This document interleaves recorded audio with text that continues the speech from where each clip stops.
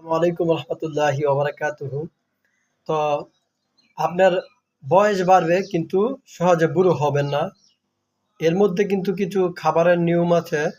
তো সেই আপনার এই নিয়মগুলো মেনে চললে কিন্তু আপনার বয়স বাড়বে কিন্তু সহজে বুড়ো হবেন না। তো এক নম্বরে হচ্ছে আপনার কাঁচা লবণ কম খাবেন, সিদ্ধ ডিম বেশি খাবেন, গরুর মাংস মাসে 2 দিন, মুরগির মাংস মাসে 2 দিন, ছোট মাছ খাবেন প্রতিদিন, কলা খাবেন প্রতিদিন, ভাত কম সবজি বেশি, পানি পান করবেন 8 থেকে 10 লিটার দৈনিক, সপ্তাহে অন্ততপক্ষে 4 দিন ব্যায়াম করতে হবে।